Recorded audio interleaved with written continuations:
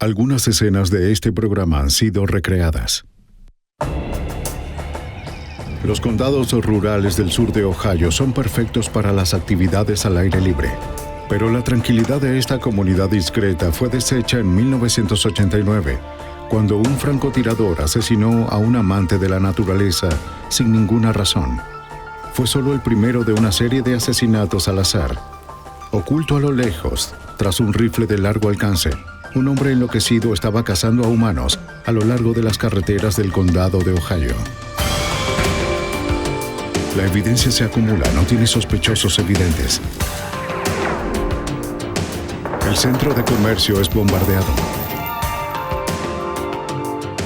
Ted Kaczynski es arrestado. Fugitivo a un prófugo. Los archivos del FBI.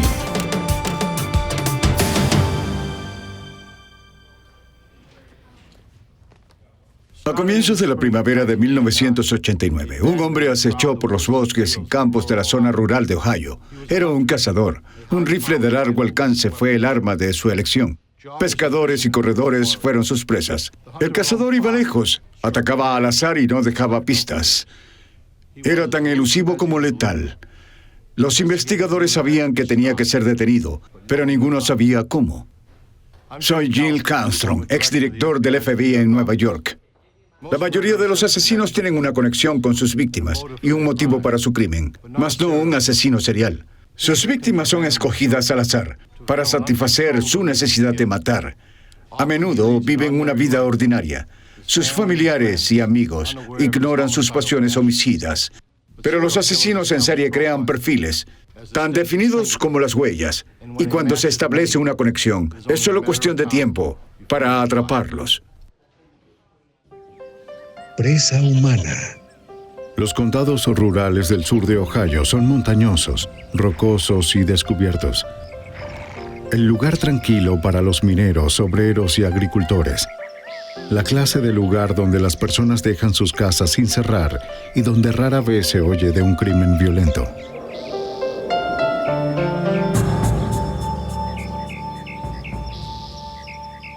El 1 de abril de 1989, Donald Welling, de 35 años, hizo lo que solía hacer los sábados. Salió a trotar por las calles del condado de Tuscarawas.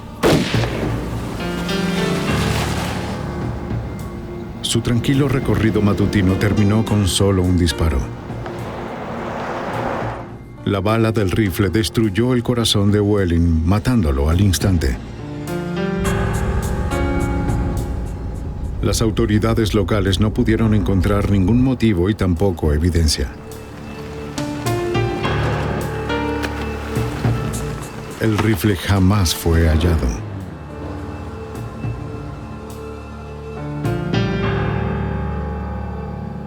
El 10 de noviembre de 1990, un sábado por la mañana, 19 meses después, en Ohio, Bannock, Jamie Paxton, de 21 años de edad, se levantó temprano para ir de casa con su ballesta. Después de dejar su ballesta en el auto, dio un paseo a través de la hierba a un lado de la ruta estatal 9. Paxton estaba solo y desarmado. No se dio cuenta de la camioneta roja que se detuvo a corta distancia.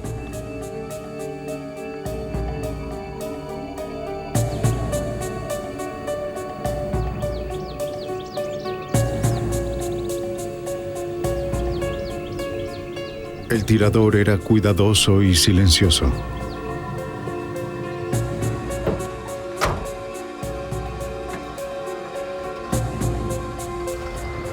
Jamie Paxton recibió 3 disparos con un rifle de largo alcance. No hubo testigos.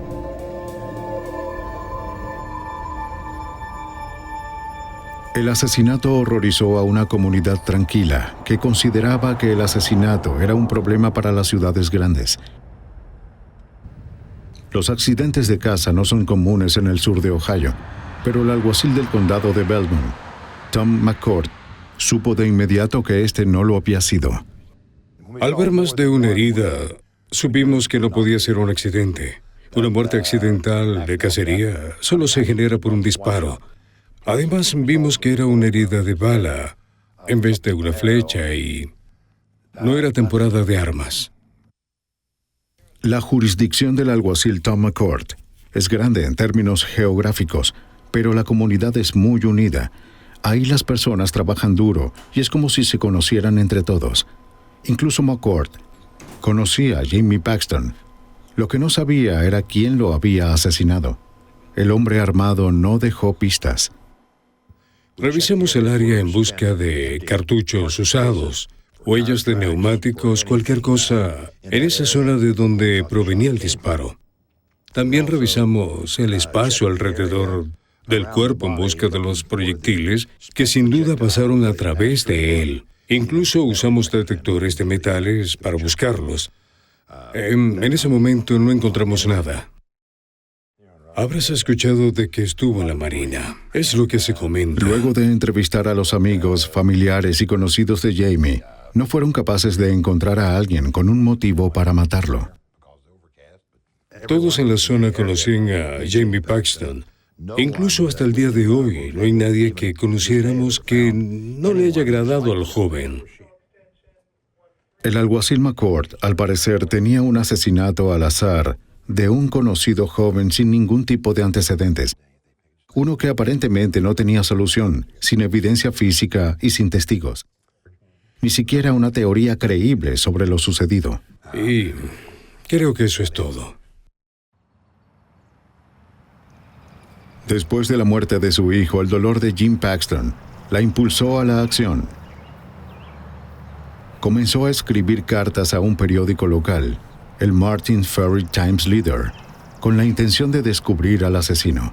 Cada vez que me sentaba a escribir una carta, oraba y decía, por favor, Dios, solo dame las palabras para llegar a la persona que mató a mi querido hijo.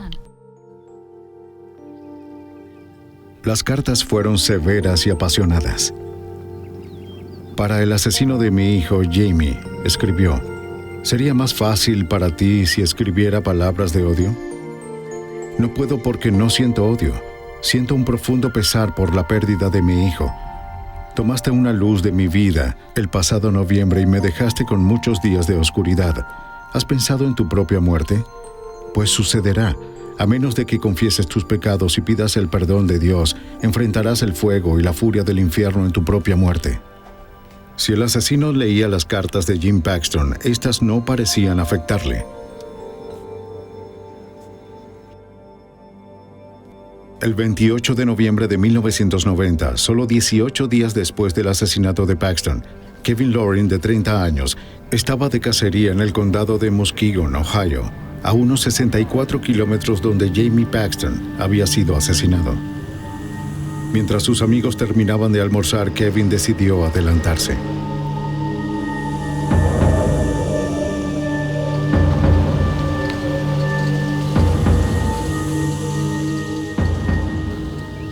Al caminar por el campo listo para cazar, Loring se convirtió en la presa, ignorando que se dirigía hacia la mira del asesino.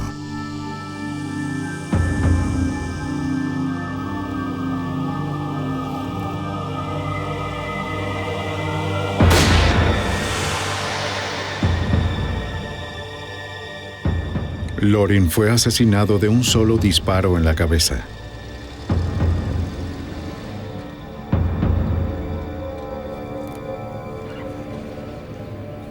El asesino tuvo el cuidado de cometer sus asesinatos en diferentes condados para frenar una investigación que se llevaría a cabo en cientos de kilómetros rurales.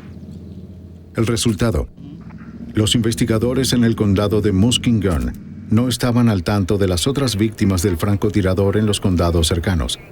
Concluyeron que la muerte de Loring tal vez había sido un accidente de caza.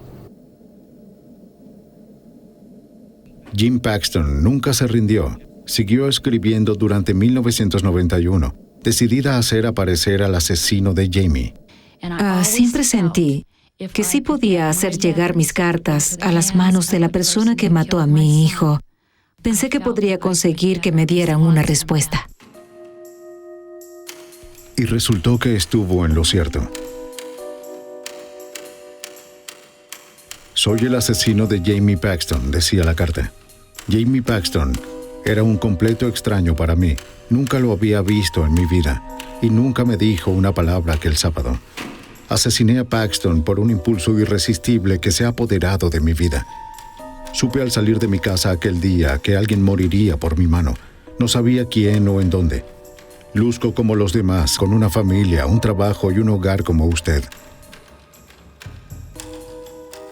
Algo en mi mente hace que me convierta en un asesino despiadado sin conciencia. La carta llegó al Martin Ferris Times Leader unos días antes del primer aniversario de la muerte de Jamie. La carta describía el asesinato de Paxton de manera espeluznante.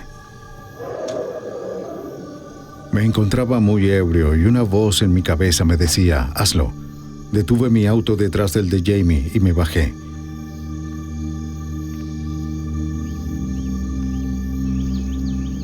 Jamie comenzó a caminar muy despacio colina abajo hacia la carretera. Levanté mi rifle hasta mi hombro y lo alineé en la mira. Me tomó al menos 5 segundos para apuntar con cuidado. Mi primer disparo no estaba alineado y le dio en el pecho, gimió y cayó.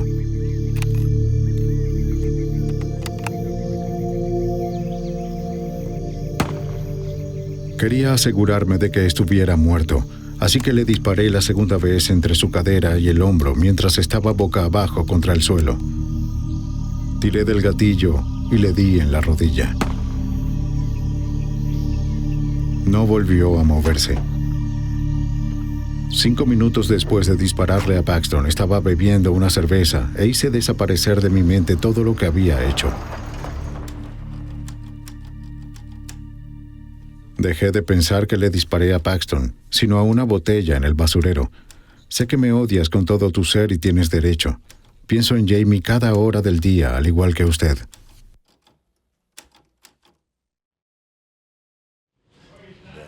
Para el alguacil McCourt, la carta fue un comienzo, evidencia que podría conducir al asesino.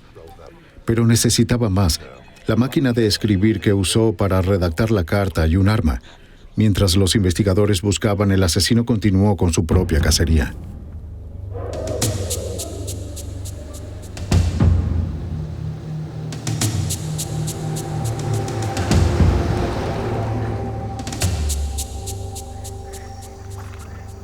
Sábado 14 de marzo de 1992. Claude Hawkins termina su turno de medianoche en la compañía de Pittsburgh Plate and Glass al amanecer. Era un buen momento para pescar y Hawkins fue a un lugar preferido en el río, a un lado de la represa de Creeks.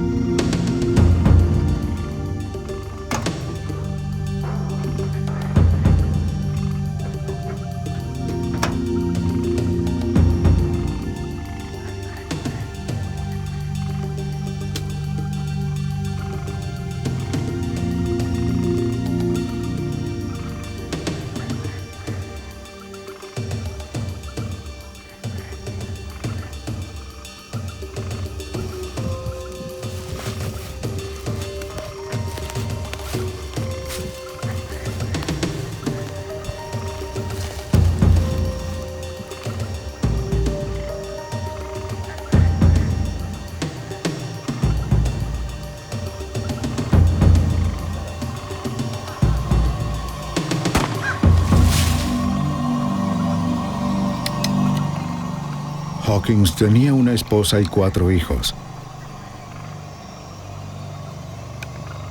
Otro amante de la naturaleza había sido asesinado mientras estaba solo, pero este se produjo en propiedad federal. El FBI intervino. El FBI se unió en la búsqueda del francotirador que mató a su última víctima en propiedad federal. Los investigadores de los 3 condados involucrados, junto con el FBI y la División de Vida Silvestre de Ohio, formaron una fuerza de tareas. No tardaron en darse cuenta de las pocas pistas que tenían. En cada caso, el asesino no tuvo contacto con las víctimas, no revisaba los bolsillos, no robaba. Los casquillos habían sido removidos con cuidado y los autos de las víctimas estaban intactos. El agente especial Harry Trombites era el encargado de la oficina de campo del FBI en Columbus, Ohio. Lo que sí sabíamos era que el señor Hawkins había muerto de un disparo y por lo general se encontraría algún tipo de cartucho en el área. Recuerdo que buscamos con detectores de metal y nuestras manos y pies algún tipo de casquillo. No hallamos nada. Se trataba de que teníamos a alguien que fuera tan consciente de la evidencia como para recoger los cartuchos después de que disparaba y mataba a alguien. Estábamos lidiando con un tipo de persona diferente.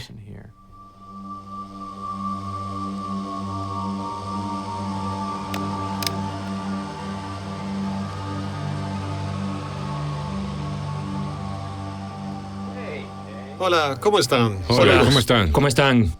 Saludos, ¿qué tal? La Fuerza de Tareas Multijurisdiccional Hola. del FBI concluyó que la muerte de Kevin Loring, declarada accidental, se trataba de un homicidio.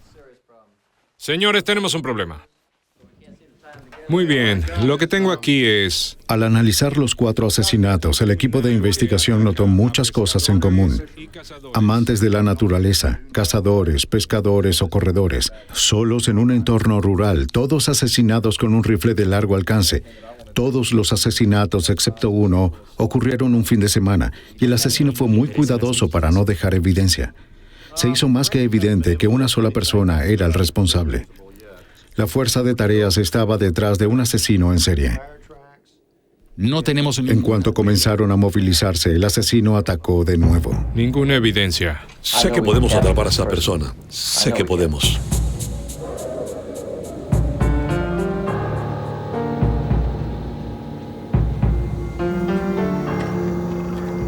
Diez días después de la reunión de la Fuerza de Tareas, el 5 de abril de 1992, el trabajador siderúrgico Gary Bradley, de 44 años, salió de su hogar en la cercana Virginia Occidental para ir a pescar en el condado de Noble.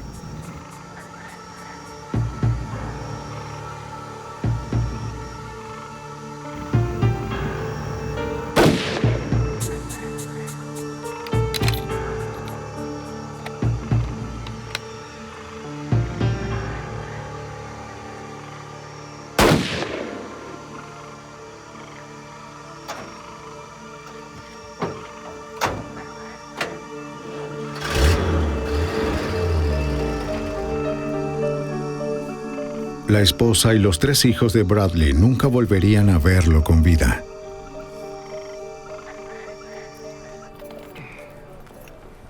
Hola, Dane. La Fuerza de Tareas tenía otro asesinato.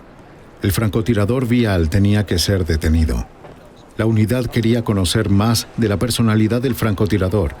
Le pidieron al FBI que elaborara un perfil psicológico del asesino en serie. Tal descripción sería de mucho valor para rastrearlo. Sí, muy bien. Tal vez encontremos algo que... El mayor Dane Sharrock, de la oficina del alguacil del condado de Coshocton, dirigió la Fuerza de Tareas. Después de haber determinado la posibilidad de que estos hechos estuvieran relacionados, el FBI de Columbia organizó una reunión para que la unidad de análisis de conducta viniera al estado y tuviera una conversación con los 5 investigadores de los 5 condados acerca de estos homicidios. La unidad de análisis de conducta del FBI en Quantico, Virginia, puede esbozar con precisión perfiles de personalidad de un individuo a partir de las pistas escasas. Larry Ankrum es un miembro de la unidad de análisis de conducta asignado al caso del francotirador Vial. Estudió toda la evidencia disponible, los informes de investigación de los 5 asesinatos y, sobre todo, la carta que el asesino le escribió a Gene Paxton. La noche que regresé a Quantico y revisé estos casos más a fondo, obtuve un perfil formal. Probablemente buscábamos a un hombre blanco, un individuo inteligente, un amante de la naturaleza, alguien que se sintiera cómodo estando en el bosque. Una persona que tal vez estaba reaccionando a algún evento significativo en su vida que no estaba saliendo bien en ese momento. Nos pareció obvio que estábamos lidiando con la mentalidad de un francotirador, alguien que no quería confrontación, alguien que actuaba desde lejos, y esto es algo que vemos a menudo en los pirómanos. Debíamos buscar algunos tipos de actividades diferentes en la que podía estar involucrado, como alguna discusión, disparar a las ventanas o a los neumáticos de los autos, maltrato animal o un incendio provocado.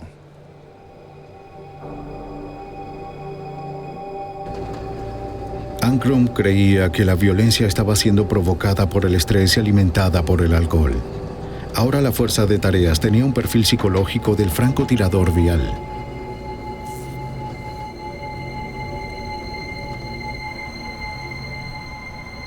Y tenían su carta. Los científicos forenses del FBI las estudiaron a fondo. Encontraron características distintivas en el tipo de letra. Si podían encontrar la máquina de escribir con la que había sido escrita, sería fácil vincular la carta con su dueño, al igual que el asesinato con el asesino. Tenían que apresurarse, el francotirador seguía afuera. El 21 de julio de 1992, dos cazadores en el Parque Estatal del Condado de Muskegon se encontraron cara a cara con el asesino.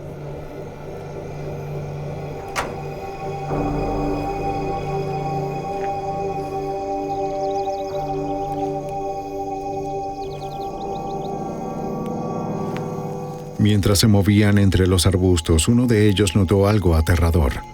Una figura cercana con un arma apuntó directamente hacia ellos. ¿Qué estás haciendo? Lo llamaron y el hombre huyó hacia una camioneta roja. Sucedió muy rápido como para que los cazadores pudieran ver con claridad al hombre o a la matrícula del auto. ¿Viste la matrícula? No, no la vi. Desconcertados llamaron a la policía local, quienes alertaron a la fuerza de tareas. Necesito que pongan todo esto en orden. Durante 1992, desesperados por atrapar a un hombre que seguía listo para matar, la fuerza de tareas investigó y descartó a más de 100 sospechosos. En agosto de 1992, después de 3 años, la investigación había llegado a un callejón sin salida. La unidad estaba desesperada por obtener información y decidió hacerlo público. La opinión de la fuerza de tareas sobre los homicidios es que realizaron una conferencia de prensa y emitieron un comunicado del FBI donde detallaban el perfil del hombre al que buscaban, para pedirle a cualquiera que presentara la información que tuvieran. El FBI emitió un comunicado y fue masivo de una vez y llamó la atención de todos.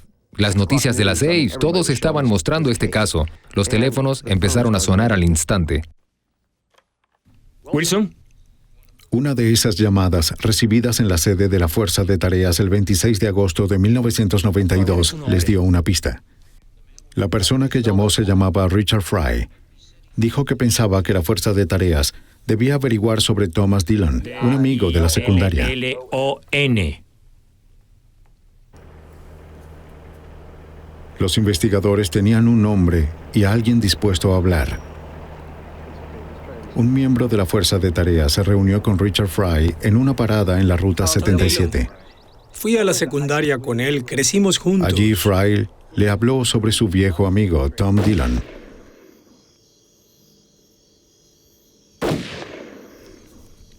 Solían conducir por las zonas rurales de Ohio y disparar a las señales de tránsito y animales pequeños. Pero Fry encontró a Dillon muy violento y excéntrico para su gusto. Obsesionado con asesinos en serie como Ted Bundy, Dillon se había dedicado a matar a las mascotas y al ganado de las familias y a provocar incendios al azar.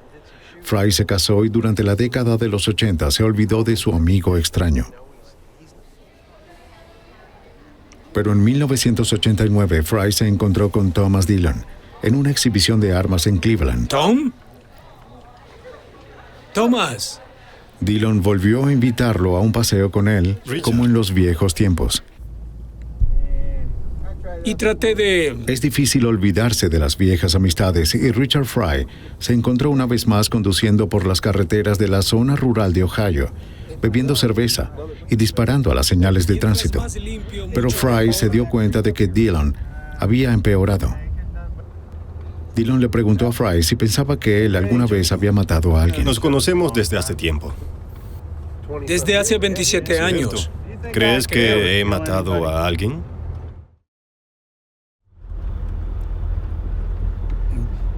Tom, como dijiste, nos conocemos de hace años. Discutió cómo se saldría con la suya con asesinatos al azar, incluyendo la táctica de matar en diferentes condados para confundir a los investigadores. No podrían relacionarlos. Y al ser al azar, no tendrían ninguna pista. Era alguien normal, el típico... Fry dijo que cuando leyó el comunicado de prensa pensó al instante en Tom Dillon. Dio una descripción de Dillon, incluyendo el auto que conducía, una camioneta roja igual a la que habían visto los cazadores. Sí, de hecho es roja. El teniente Walt Wilson, de la oficina del alguacil del condado de Tuscarawas, era miembro de la fuerza de tareas. Su trabajo consistía en investigar las pistas y datos que llegaban con más frecuencia a medida que se esparcía el comunicado de prensa. Concluyó que Tom Dillon se ajustaba al perfil del FBI y que debía ser investigado. Comencé a seguir la información que el señor Fry nos había dado. Fui al lugar de trabajo de Tom Dillon en la ciudad de Kenton. Dillon había estado trabajando durante 12 años como dibujante en la compañía Kenton, Ohio Water Works. Wilson buscó el horario de trabajo de Tom Dillon para comparar los días libres de Dillon con las fechas y horas de los asesinatos. El propósito era eliminar a Dillon como sospechoso, pero no pudo. Descubrió que Dillon no trabajó los fines de semana cuando la mayoría de los incidentes ocurrieron, aunque eso no probó nada.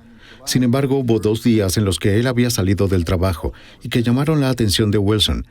El 21 de julio de 1992, el día en que los cazadores vieron a un hombre apuntándoles con un rifle, y el 28 de noviembre de 1990, el día en el que Kevin Loring fue asesinado. Dillon podía ser la persona que buscaban. Mientras los otros miembros de la fuerza de tareas daban seguimiento a cientos de pistas, el detective Wilson comenzó a vigilar a Thomas Dillon. Quizás Dillon regresaría a las escenas del crimen o guiaría a los investigadores a más pistas. La vigilancia comenzó en octubre de 1992. El detective Wilson siguió a Tom Dillon en sus excursiones de fin de semana, conduciendo por las carreteras del sur de Ohio. Los días libres de Tom comenzaban a las 7 de la mañana. En especial, usualmente los del fin de semana. Salía de su casa y a veces se detenía en una tienda para comprar cerveza. Después se dirigía al sur, hacia otros condados, conduciendo por vías secundarias y también remotas. El 10 de octubre de 1992, mientras seguían a Dillon, Wilson perdió el rastro del vehículo del sospechoso. Mientras Wilson daba vuelta en una esquina, se encontró cara a cara con Thomas Dillon. Ante la posibilidad de ser descubierto, Wilson tuvo que pensar rápido. Lo saludé, me saludó y seguimos adelante. Se detuvo al final de la calle para ver si iba a quedarme allí o no.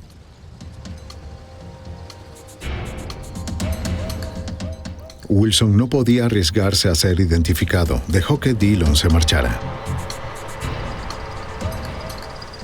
Mi gran preocupación fue, espero que no se detenga y me pregunte qué estoy haciendo en esa propiedad, porque tenía todo el equipo en el auto conmigo. Y además no quería que viera mis radios y todas las cosas que llevaba.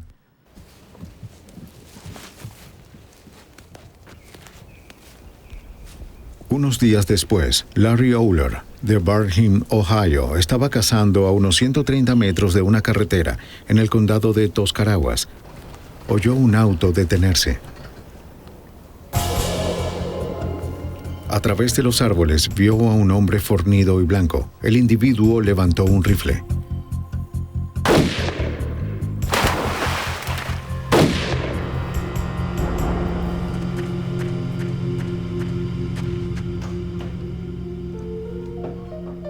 Oler salió ileso y observó con terror mientras la camioneta se alejaba.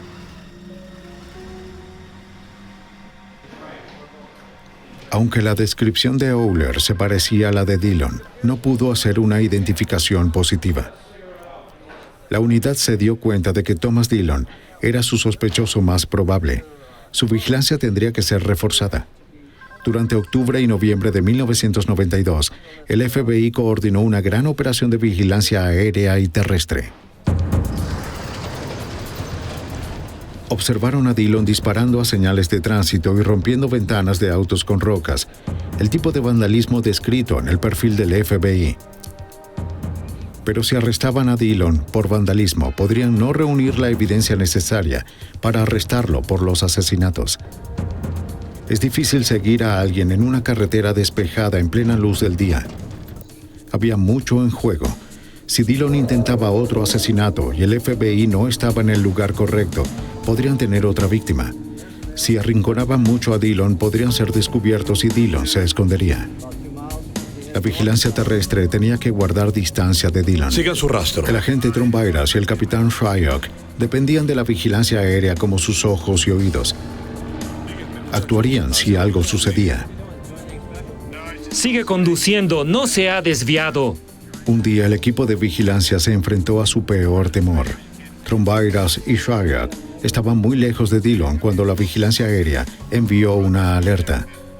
Cerca de Dillon, en la carretera, se encontraba la víctima perfecta de un francotirador, un corredor. Esta vez una mujer sola, en un entorno natural. Si Thomas Dillon era el asesino, la corredora sería una víctima irresistible. ¡Vayan tras él! Muy bien. Trombayras y Shyok se pusieron nerviosos. Esperando lo peor, se dieron prisa. Dillon también siguió justo hacia la corredora. Sí, está muy cerca de ella. ¿Qué tan cerca? ¡A pocos metros! ¡Va por ella! Conduciendo a toda velocidad, Trombayras y Shyok le preguntaron desesperados a los agentes en el avión en dónde estaba y si se estaba deteniendo. Les respondieron, Dillon se está acercando. No hay nadie alrededor. Los agentes aceleraron aún más. Otro mensaje desde el avión. Dillon se está deteniendo cerca de ella. Los agentes contuvieron la respiración.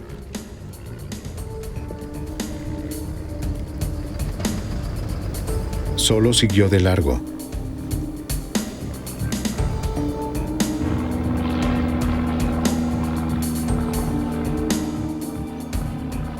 La sensación de alivio duró pocos segundos. El avión comunicó por radio que Dillon dio un giro a la derecha, hacia un camino más corto. La unidad aérea se quedó con él dirigiendo a Trombayras y Shyok hacia dónde ir. Es cierto, sigue ahí. Luego volvió a girar a la derecha. ¿Estaría intentando regresar? ¿Volvió a girar a la derecha, lo ven? Negativo, no lo veo.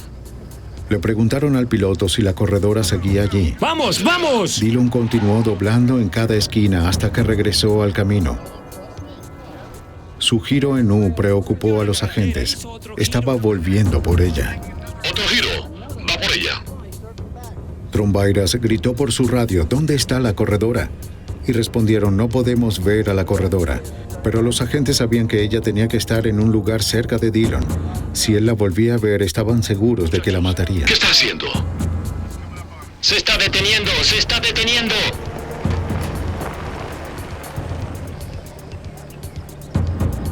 La unidad aérea reportó que Dillon detuvo su auto y se bajó. Tenía algo brillante en sus manos. ¿La mataría delante de ellos? No se podía ver a la corredora desde el aire, pero eso no significaba que no estuviera allí. ¿Qué está haciendo? Los agentes en el auto oyeron disparos y temieron que Dillon hubiera atacado de nuevo mientras lo vigilaban. Pero el avión informó por radio que Dillon estaba disparando a una señal de alto. La corredora se había salido del camino. Estaba a salvo sin saber de su encuentro cercano con Thomas Dillon. Eso creo. El juego del gato y el ratón comenzó a agotar a los miembros de la fuerza de tareas. Había mucha presión. Nos preguntábamos si este sujeto saldría a matar a alguien y no seríamos capaces de detenerlo. Y sabíamos de la probabilidad de que él fuera el responsable. Uno trabaja de 14 a 16 horas diarias viviendo en un auto, bebiendo exceso de café y comiendo mal. Es abrumador, mucha tensión. Pero la red siguió cerrándose en torno al sospechoso. El asesino en su carta enviada al periódico había admitido su preocupación por la muerte de Paxton y de haber visitado su tumba. Los investigadores revisaron el video de la tumba de Jamie Paxton grabado el 10 de noviembre de 1991, el primer aniversario de su muerte.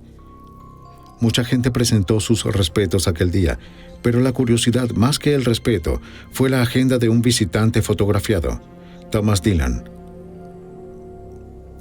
Los investigadores reconocieron de inmediato al hombre que habían estado siguiendo. Sin duda, él era el francotirador, pero para conseguir su condena necesitaban evidencia sólida para incriminarlo. Tiene que salir en algún momento. Ahí está.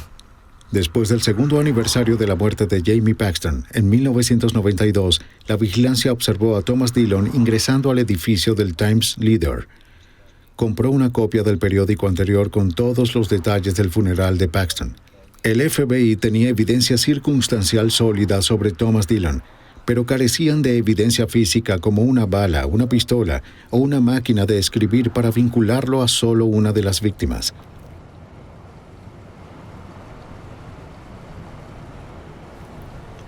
Se acercaba la temporada de caza. Dillon seguía vagando por los caminos rurales ebrio, armado y letal. Las comunidades del sur de Ohio habían sido aterrorizadas durante 3 años. La gente temía salir de sus hogares, pero trataban de llevar una vida normal. Tenían que sacar a Dillon de las calles. La fuerza de tareas sabía que Dillon había tenido problemas en el pasado por posesión ilegal de un silenciador y tenía prohibidas las armas de fuego, una estipulación que violó claramente durante sus actos de vandalismo. No había otra opción para la fuerza de tareas. Tenían que arrestar a Thomas Dillon antes de que asesinara de nuevo. Pero el plan no era solo arrestarlo por posesión de armas, sino convencerlo de que fue atrapado en el acto y hacerlo confesar sus asesinatos. Al carecer de evidencia balística y tener solo un cargo menor por posesión de armas contra Dillon, el FBI necesitaba con urgencia obtener una confesión. Trombairas tenía un plan. Ya que sabíamos cuál era su rutina a través de la vigilancia y que después de dejar su residencia estaría en el supermercado al que va todos los días antes de irse y que luego conduciría alrededor de 600 kilómetros, trataríamos de estar cerca del supermercado. Había un edificio de oficinas ubicado justo al frente que ocupamos. Nos quedamos en el sótano.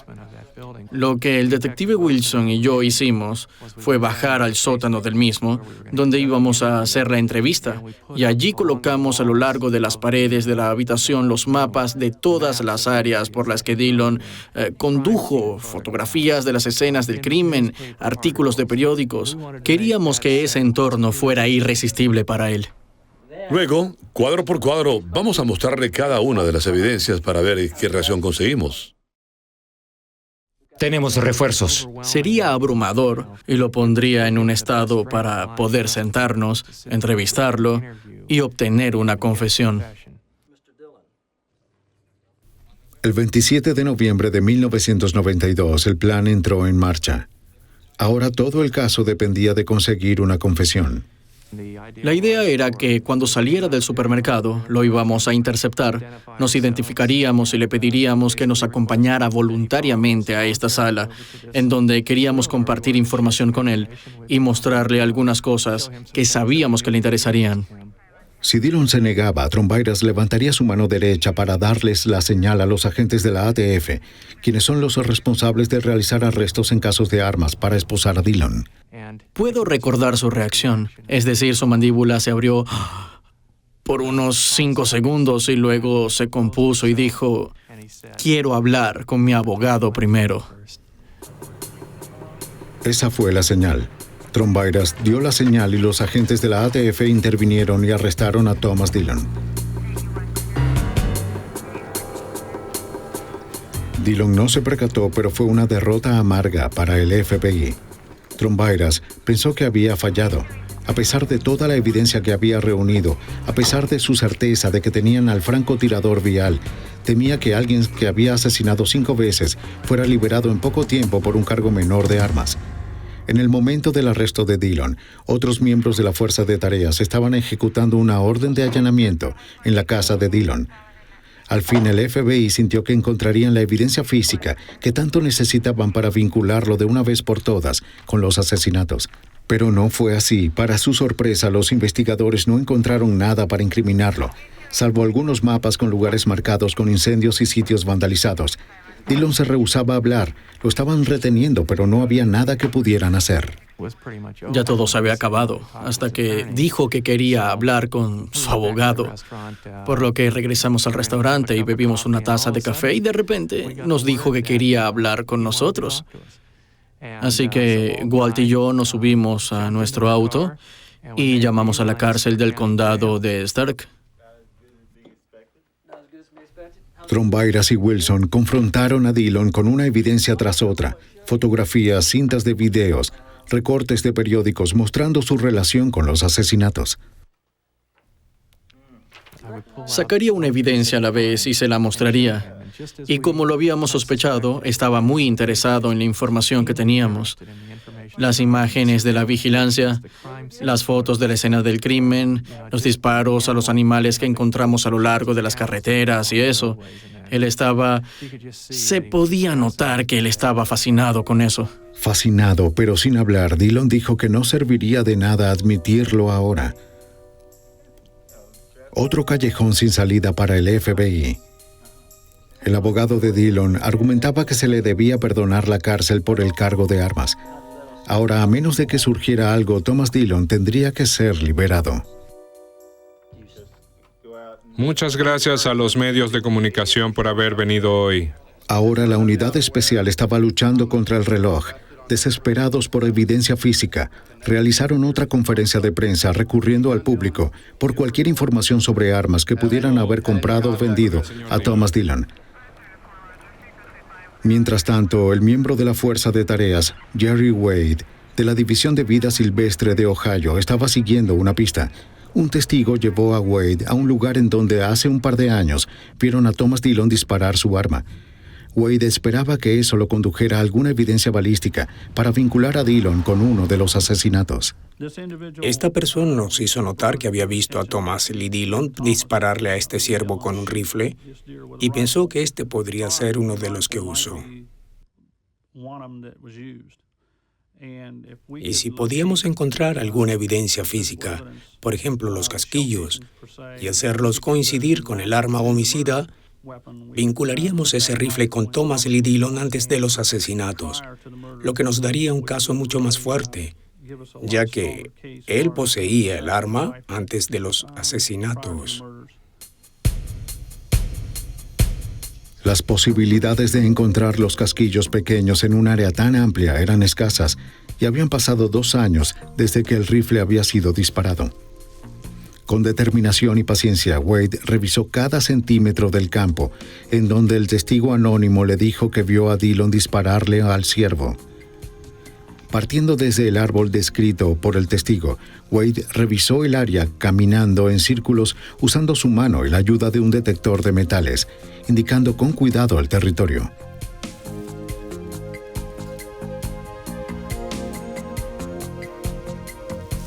Milagrosamente, Wade hizo un gran hallazgo. Encontró 2 casquillos de balas de rifle que serían identificados como provenientes de la misma arma usada para matar a Gary Bradley y a Claude Hawkins. Al fin, una conexión física con los asesinatos. Sentía que celebraba. No podía creer que los hubiera hallado después de tanto tiempo, desde el tiroteo y el incidente. Además, que la persona no supiera la ubicación exacta del árbol. La escena había cambiado desde que él estuvo allí. Eliminaron una hilera de vallas del área. Me sentí muy afortunado de encontrarlos y sentí que era el momento de celebrar. Es como si me hubieran dado un regalo.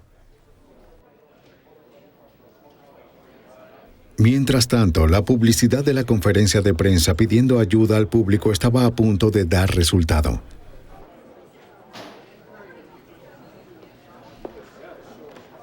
El 4 de diciembre, el capitán Sharrock atendía los teléfonos en la sede de la Fuerza de Tareas. Un hombre llamado Al Cope estaba al teléfono. Dijo que le había comprado un arma a alguien que podía haber sido Thomas Dillon en una exhibición de armas la primavera pasada. La fecha, el 5 de abril, el mismo día en que Gary Bradley fue asesinado. El arma fue enviada al laboratorio del FBI en Washington para realizar pruebas balísticas. El agente especial Paul Schrecker es un experto en balística que trabaja para el buró. A medida que la bala va saliendo a través del arma, al entrar en contacto directo con las paredes internas del cañón, esta queda impresa con las imperfecciones microscópicas, las características microscópicas que dejan una marca como una huella dactilar. Los fragmentos de las balas tomados de los cuerpos de Gary Bradley y Claude Hawkins fueron examinados por los laboratorios del FBI. Un pedazo de bala puede seguir siendo valioso para la comparación, aunque pueda fragmentarse y quebrarse como resultado del impacto en la víctima, y solo se recuperen los pedazos. Estos fragmentos todavía están marcados. Aún tienen las impresiones del interior del cañón del arma, y se pueden usar para hacer una comparación positiva o una identificación. Cuando se envió el arma al laboratorio, se hicieron las pruebas de balística y las balas disparadas fueron comparadas con los fragmentos recuperados de las víctimas. Al Cobb hizo las pruebas con el arma y se examinaron las balas para buscar las características que pudieran tener en común con los fragmentos de las balas tomados de los cuerpos de Gary Bradley y Claude Hawkins. Conclusión: el arma que Thomas Dillon le vendió a Al Cobb coincidía con el arma usada para matar a Gary Bradley y Claude Hawkins. Al fin, el FBI le dio la noticia a Thomas Dillon. Cierra la puerta, por favor.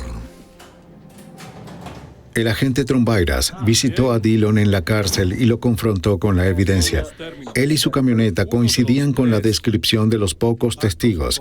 Estuvo ausente en el trabajo cuando ocurrió cada asesinato. Tenía un historial de violencia al azar y de uso de armas, y el FBI podría probar en la corte que un arma que tuvo mató al menos a 2 de las víctimas. Pero Trombairas sabía que Dillon era el culpable de los 5 asesinatos y quería un cierre para las familias de las víctimas.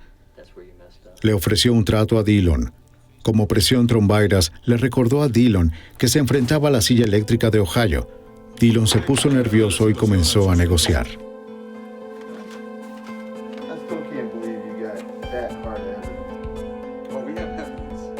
Thomas Dillon se reunió con los fiscales en junio de 1993.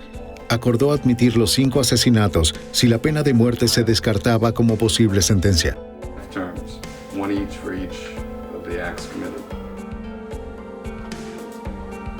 El 9 de julio, Dillon confesó todo a los fiscales para salvar su vida.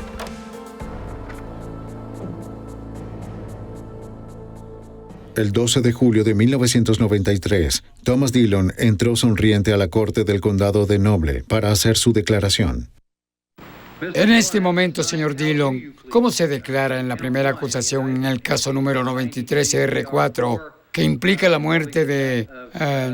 el cargo de homicidio agravado relacionado con la muerte de Gary Bradley? ¿Cómo se declara? Culpable. Con las familias de las víctimas observando, Dillon confesó haber asesinado a Donald Welling, Kevin Lauren, Claude Hawkins, Gary Bradley y Jamie Paxton. Seguía sonriendo y sin arrepentirse cuando salió de la corte.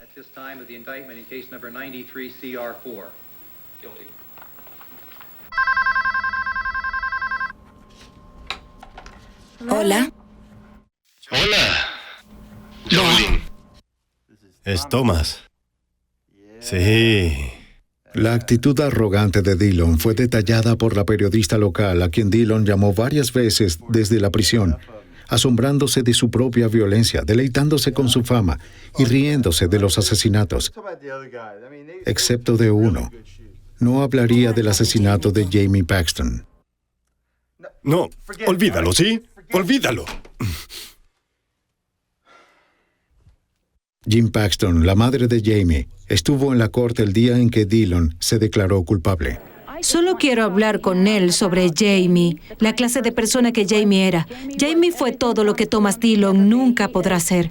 Dillon es un cobarde, se escondió detrás de un arma y Jamie no era así. No sabía que él estaba viendo eso en el noticiero de la noche y eso lo enojó mucho, que lo llamara un cobarde patético. Hablamos con él sobre el arrepentimiento y cómo se sentía respecto a estos homicidios, y lo único que dijo que en verdad le molestaba era el de Jamie Paxton. Dijo que no se había dado cuenta de que era tan joven.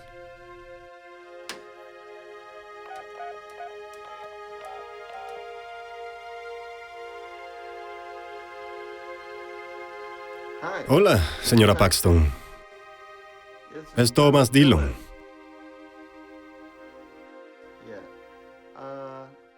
Esa noche, cuando contesté el teléfono, fue como si alguien me llamara para venderme algo. Él dijo, señora Paxton, soy Tom Dillon. Fue lo que pude comprender, el tono de su voz, la manera en la que habló, aún se mostraba arrogante. De verdad hirió mis sentimientos esta tarde cuando me llamó cobarde. Dillon le dijo a Jim Paxton que cuando lo llamó cobarde había herido sus sentimientos. Pienso que no obtuvo lo que él esperaba de mí. Creo que Thomas Dillon podría haber manejado el llanto, los gritos, los sobrenombres, las maldiciones, todas esas cosas. Creo que él podía manejarlo, pero yo no me reduje a ese nivel. Le hablé como madre y pude comprender todo lo que le había pasado a Thomas Dillon. Bueno, lo entiendo. Sí. Después de 3 años, Jim Paxton se sintió reivindicada. Me sentí realmente bien. Salí de la casa por la puerta del frente y por primera vez en 3 años sentí que era libre. Me liberé de Thomas Dillon. Sentí que lo había derrotado con palabras y lo hice todo por Jamie. Thomas Dillon dejó en claro que no quería ir a la prisión de Lucasville, la más difícil de Ohio. Así que Jim Paxton, a través de una petición, se aseguró de que Dillon fuera enviado a donde se le dijo. En agosto de 1993, Jim Paxton ganó un acuerdo de fallecimiento de $25 millones en contra de cualquier dinero que Dillon pudiera ganar en el futuro. La esposa de Dillon había estado tratando de vender su historia a Hollywood. Paxton y el senador estatal Bob Nye aprobaron la cláusula Paxton, que prohíbe que los asesinos o sus familiares se beneficien del crimen. Thomas Dillon permanece en la prisión de Lucasville. Podría salir en libertad condicional en 165 años.